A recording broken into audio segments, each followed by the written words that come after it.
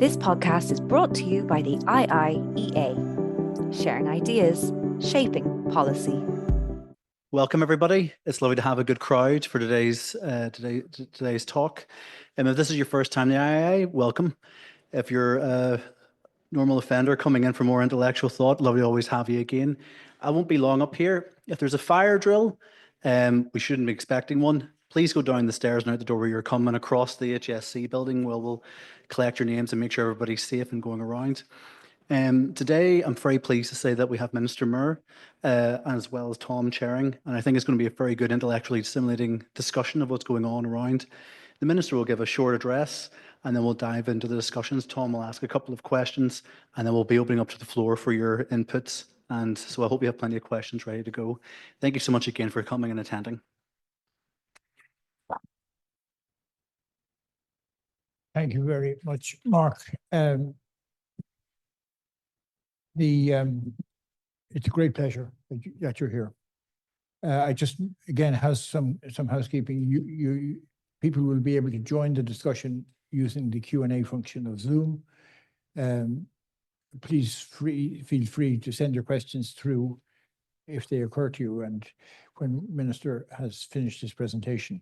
And a reminder that today's presentation and Q&A are both on the record. And if you want to join the discussion on Twitter, use the handle @IIEA. Just to formally introduce Minister Muir. He's Minister for Agriculture, Environment and Rural Affairs in Northern Ireland and an Alliance Party MLA for North Down. He previously served as Alliance Party Chief Whip, Finance and Infrastructure Spokesperson and leading party efforts for restoration and reform of the Assembly and the Executive. Prior to joining the Northern Ireland Assembly, Andrew served for nearly a decade as councillor, including a term as Mayor of North Down 2013-2014. Before becoming an MLA, he worked for Northern Ireland's public transport provider Translink as a senior project manager, overseeing rollout of multi-million-pound future ticketing system. He graduated with a degree in Peace and Conflict Studies at Ulster University in 1999. And now the important bit. He's a keen runner and has completed 11 marathons with a personal best of 3 hours, 7 minutes. I don't know whether the present responsibility will give you much time to improve on that personal best, but in any event, you're most welcome and we look forward to hearing from you.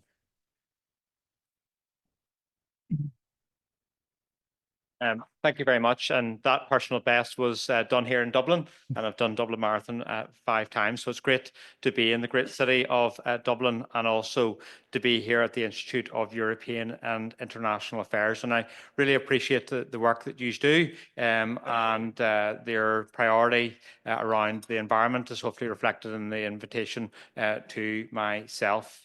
In my role as Minister of Agriculture, Environment and Rural Affairs, it hasn't taken long for me to recognise that we're at a pivotal time for the environment, both locally and also globally.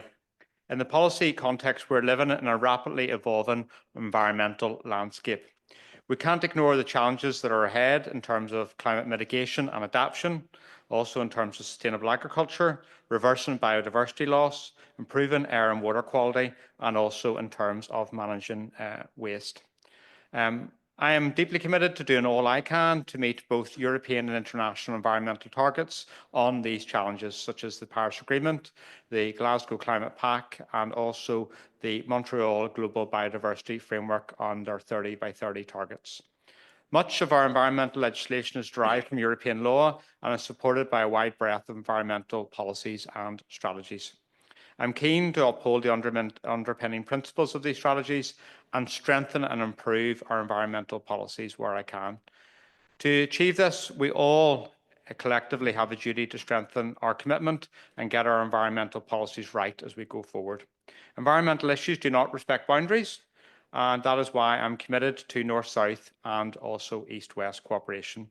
I recognise how vital it is to cooperate via the North-South Ministerial Council, and I'm pleased that environmental matters feature regularly on the agenda for these council meetings. North and South, we face similar environmental challenges, and we must tackle those together so that we can learn from each other and make decisions that benefit the entire island of Ireland.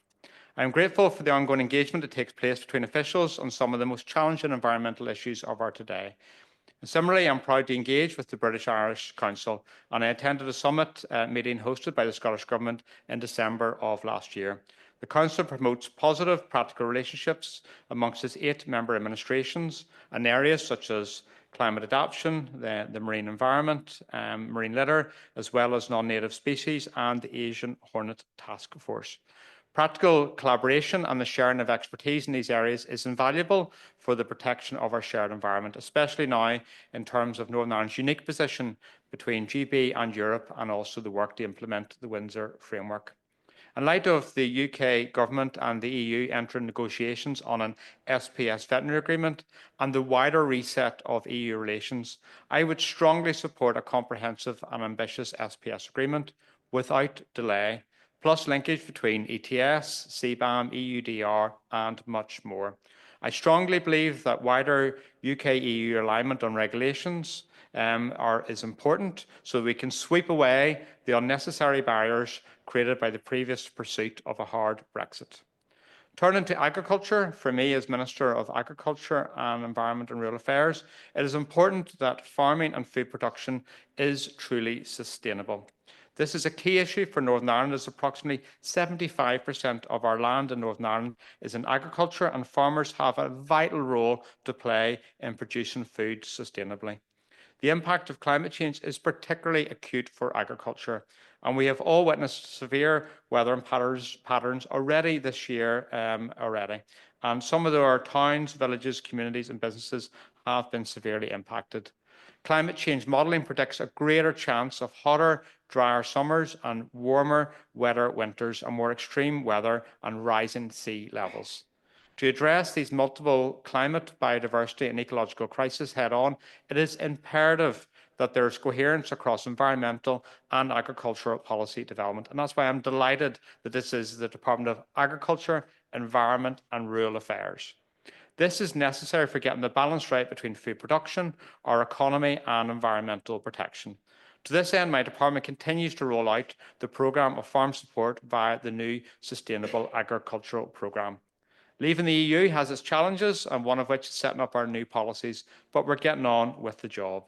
A key environmental element of the Sustainable Agricultural Programme, I will refer to it this afternoon as SAP, another acronym in my department, will be the Farming with Nature package.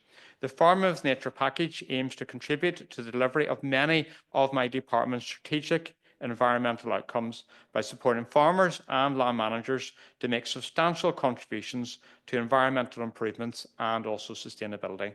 It is a plan that schemes will be introduced with the aim of increasing the extent, quality and connectivity of habitats in the farmland within and outside of designated sites and priority habitat areas. I'm pleased my officials, and I'm very grateful to them, are already working closely with both the environmental and farming sectors to design this package and ensure that farmers receive appropriate levels of payment for the environmental benefits they deliver. I am pleased to announce that the Farming with Nature package will open for applications this year. It will be introduced in a phased approach, beginning initially with the Farming with Nature Transition Scheme. The scheme will include a number of measures, including the planting of new hedgerows and farmland tree planting, as well as multi-species winter cover crops. Furthermore, I plan to launch the Landscapes projects later in the year, which will allow groups of farmers to collaborate and develop innovative approaches to restore nature at a landscape scale in Northern Ireland. On the wider economy, I think it's important to say that previous attitudes of growth at all costs have, without doubt, been detrimental to our environment. We must learn lessons and ensure that mistakes of the past are not repeated. I'm therefore pleased to say that DAERA has been leading on the development of a new green growth strategy on behalf of the Northern Ireland Executive. Green growth is an accepted OECD term, and it's about ensuring a balanced approach being taken towards addressing climate change, protecting the environment and supporting the development of the green economy. The green growth strategy sets out our longer-term vision and framework for a future where Northern Ireland transitions from being a high to a net zero emission society, where we can enjoy the longer term economic, social, health and environmental benefits that this brings. Work has been ongoing within my department to finalise the strategy and it has now been shared with my executive colleagues for comment. I hope to get approval very soon. Last year, the Northern Ireland Executive also gave approval for Northern Ireland's Environmental Improvement Plan. The other acronym from that is EIP, which sets out clear targets to significantly improve the natural environment. The Environmental Improvement Plan is included within the Executive's new programme for government, and I welcome agreement on that. The Environmental Improvement Plan was published and laid before the Assembly on the 27th of September last year. It is a statutory requirement, and the requirement was for it to be agreed in July 2023, but without an executive, we weren't able to progress that, but it's now in place, and it sets out DAERA and other departments' intention to take actions to significantly improve our natural environment. It also provides statutory requirements for annual reporting by my department and also separately by the Independent Office for Environmental Protection, or another acronym, the OEP. The EIP forms the basis of a coherent and effective set of interventions built around 6 strategic environmental objectives, which will help guide our actions so that we can deliver real improvements in the quality of the environment for many decades to come. It will also improve the health and well-being of all those who live and work in Northern Ireland, while also creating opportunities to develop our economy. I believe the EIP forms the basis for the changes we urgently need to make. It is essential that the EIP delivers against ambitious objectives that work alongside other policies, including the Green Growth Strategy, which I talked about earlier. The EIP is based upon the Environment Act of 2021, which requires us to significantly improve the environment, and I'm committed to doing that. Turning to the topical issue of water quality, which is reflected within the EIP. You will no doubt be aware of the very concerning incidents of blue-green algae in Lough Neagh and other waterways, both in 2023 and again last year. Lough Neagh is the largest lake in these islands and provides much of our drinking water in Northern Ireland. It is the heart of the communities that sit on its shores, a lifeline for the people who rely on it for their livelihoods, and the home to many native species. Lough Neagh is a national treasure, and we should have treated it as such. Instead, it has become a sad and stark example of the impact of climate change and what happens when we don't get the balance right between growing our economy and looking after our environment. Regrettably, we will almost certainly see blue-green algae blooms again this year and potentially for many years to come. While source apportionment figures may change, recent research undertaken about Lough Neagh as part of the Harmonica project paints a worrying picture that phosphorus lost to Lough Neagh is about 60% from agriculture and about 32% from wastewater, septic tanks and industry. Other research also raises concern about the impact of nutrients in the sediment and the timescale for lake recovery of about 40 years once the nutrient pollution stops. Addressing and improving water quality in Lough Neagh is therefore a personal priority, it's a departmental priority and an executive priority. The publication of the Lough Neagh Report and Action Plan in July of last year has been a significant step forward in helping us to begin to correct the problems which have been built up. The actions of the Lough Neagh Action Plan focus on 4 approaches underpinned by science. And as I was talking earlier over lunch, science and evidence is critical. It may take you to difficult places requiring tough decisions, but if we are to restore trust and confidence in politics, then it's important we put facts and peer-reviewed research at the heart of policy and decision-making. The 4 pillars of the Lough Neagh Plan are education, incentivication, regulation and enforcement. There is substantial work ahead for us to address this complex issue, and this requires collective action, not just across government, but across private and public sectors and the wider community. On this point, I was pleased to be able to chair the first quarterly Lough Neagh Stakeholder Forum. That was on the 12th of December of last year, and the next one is organised later this month. This forum will play a crucial role in progressing our next steps by enabling diverse and valuable input and a communication pathway as we implement the action plan. Whilst the problems of blue-green algae in Lough Neagh brought a sharp focus to mainly one water body and one catchment area, there is much we can share regarding learning, expertise and research, and I believe we will work together, north-south, east-west, to improve water quality for everyone. I really really genuinely welcome the recent Irish Government's Programme for Government's commitment to develop an all-island plan to improve water basin management, water quality and nature restoration, and I look forward to working with my new ministerial counterparts on delivering upon this.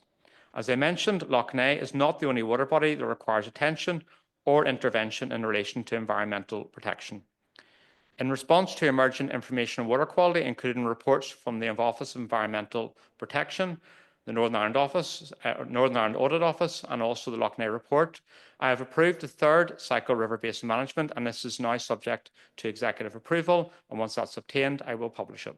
This plan takes an integrated approach to the protection, improvement, and sustainable use of water environment, and will contain a programme of measures setting out the actions required to protect and improve all water bodies, rivers, lakes, marine, coastal, and transitional, and also groundwater. My department also has a statutory obligation to carry out sensitive area reviews under the Urban Wastewater Treatment Regulations 2007, and I'm acutely aware of the need to progress this important area as a matter of urgency. This includes the publication of the 2019 and 2023 sensitive area reviews and, subject to executive approval, designation of Inner Belfast Lough Shellfish Waters Protected Area as a sensitive area, and it is my intention this work is completed by the end of this month. As people who are listening to my speech will note, a number of the dates that I'm quoting to you are in the past. This is a reflection of the need to reform our institutions and ensure the institutions are not subject to stop-go government, and we have continuous government delivering for people in Northern Ireland. Focusing on another issue, which is about climate change. This is a huge challenge facing us all, and my department has a key role in taking forward the development of the first climate action plan in Northern Ireland. My department has lead responsibility for climate change, and just because it is in the title of the department does not mean that I am not committed to it. On the contrary, this is my top priority. There is a collective need to address the climate emergency that was declared in 2020 by the Northern Ireland Assembly. Indeed, that was my maiden speech in the Assembly. And to take forward the commitment for Northern Ireland to play its part in tackling climate change, and this is really, really key. In recognising the need for urgent action to reduce carbon emissions and also to adjust to changing weather patterns and restore our natural environment, we can begin and we must begin to set Northern Ireland on a more sustainable and resilient path, contributing to the goals of the Paris Agreement, the Glasgow Climate Pact, and as I referenced earlier, the Montreal Global Diversity Framework 30 by 30 targets. By stepping up as global citizens to address these significant challenges, we will also be supporting the achievement of Sustainable Development Goals, which are a core part of the Environmental Improvement Plan. These recognise the need to balance social, economic and environmental sustainability. This action is not optional. In 2022, the Northern Ireland Assembly passed its first climate change legislation. I am very proud of this legislation, and the Just Transition runs right through it. This commits Northern Ireland to an ambitious 2050 net zero emissions target through a series of interim targets. We are committed to 5 yearly carbon budgets that will chart our progress to net zero, and these must be set in legislation. We must also develop and implement 5 yearly climate action plans, which will document the policies and actions needed to get us on the road to net zero and meet those budgets. As a result, a significant amount of work, and I want to again thank officials for the work that they're doing, that has been taking place across the Northern Ireland Civil Service, also in conjunction with the UK Government in relation to this, to finalise Northern Ireland's first climate action plan. The first climate action plan will set out Northern Ireland's approach to meeting the carbon budget for 2023 to 2027 and also establish a pathway towards interim targets for 2030 and 2040 and an overall net zero by 2050 target. Achieving this is hugely challenging and requires significant transformation of the public services we deliver and how we do business and how we go about our daily lives. Changing our behaviours individually and collectively will be a key part of delivering the necessary carbon reductions. It will also require our approach to public and private sector expenditure, which takes into account of carbon impacts, alongside the true social and environmental value of our initiatives, and will impact across all sectors of Northern Ireland society and economy. Rising to the challenge of climate change, I am engaging with other ministers to expedite the climate action plan development and determined that a credible draft climate action plan is approved by the Northern Ireland Executive and then published for consultation as soon as possible. Further work that my department has undertaken on the issue of climate change is the development of the third Northern Ireland Climate Change Adaptation Programme, which is at an advanced stage. This work was undertaken in response to climate risks identified in the latest UK climate change risk assessment, such as severe weather events, which cut across multiple sectors and require partnership working to address. Of course, we cannot ignore the interdependence of climate change and biodiversity. Nature is under constant threat across the globe, adversely affected by many pressures being placed upon it. 14 of the 18 essential services nature provides to sustain human life have declined, including water and air quality and the regulation of our climate. It is no wonder that there is a steady decline in the number, range and diversity of many of our vulnerable species and habitats, both locally and internationally. The United Nations has recognised the challenges facing the natural environment. They have come up with a series of global targets, which, if adopted and implemented across the planet, will go some way in halting the loss of nature. Indeed, they may even assist in meaningful restoration in some instances. The UK Government, I know, wishes to play an active part in this process, and I'm keen that Northern Ireland is involved as much as possible. To this end, my department has been developing a new biodiversity strategy known as the Nature Recovery Strategy. The Nature Recovery Strategy is intended to identify key actions and objectives required to meet local and national commitments under the UN's Convention on Biological Diversity Global Diversity Framework. Many of these commitments focus on environmental sustainability and ensuring climate change and action for nature are considered in tandem. As such, the development of the strategy has involved many key stakeholders across sectors, including farming, local government, NGOs, and of course my department and other departments. It contains several new proposed policies aimed to address many challenges affecting the natural environment. It is closely aligned with other departmental initiatives, such as agri-environment policy and climate change. The Nature Recovery Strategy, like all major cross-cutting departmental initiatives, requires agreement across the executive, and is hoped the draft strategy should be ready for consultation later this year. There is much to do over the lifespan of the strategy to put Northern Ireland's natural environment in a better place than it is today. It is a challenge for all sectors and for society in general, and in short, is a challenge for every individual. To be successful, its actions will require commitment and possibly a change of approach going forward. For example, embedded within the requirements of the Climate Change Act, it will be important that nature-based solutions are an integral part of policy and decision-making going forward. Without a doubt, the success of these key strategies will require adequate finance and funding to deliver for nature restoration. Therefore, we need to assess the funds and sources of funding that are available to the greatest benefits for nature. One area we can have an impact on addressing biodiversity loss and building resilience to climate change locally is through initiatives such as the Shared Island Fund. One good example of this cooperation is the Irish Government's Shared Island Fund Peatland programme, which is funded by Shared Island Initiative and involves partnership between Northern Ireland Environment Agency and the National Parks and Wildlife Service. It involves the development of sites across Ireland, Northern Ireland and Scotland in order to deliver practical peatland restoration. These sites will build on the capacity for long-term peatland management. This is an important programme as the restoration of peatland is a key nature-based solution across Ireland and the UK, and will be both has opportunities to mitigate and provide resilience to climate change, as well as restoring biodiversity. Similarly, the Shared Island Biosecurity and Invasive Species Initiative aims to help preserve our shared islands' unique ecosystems and protect our economy from the growing threat of invasive species. So far, I've focused on land management and how this can help achieve many of our environmental policy goals. However, in wider society, we also have a duty to manage our resources sustainably. Reducing the amount of waste we generate and the volume we send to landfill will help transition us to a low-carbon circular economy.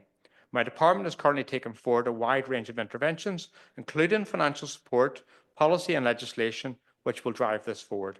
Working closely with colleagues in the Department for Economy on a draft circular economy strategy, which aims to design out waste, keeping products and materials in use for as long as possible, and regenerate natural systems, and it is currently being finalised.